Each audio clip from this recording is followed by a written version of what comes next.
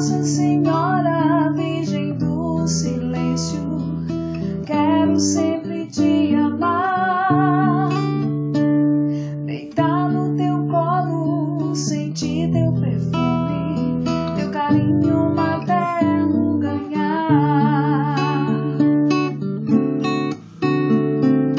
Lágrimas de sangue nos teus olhos, estigma e martírio da alma.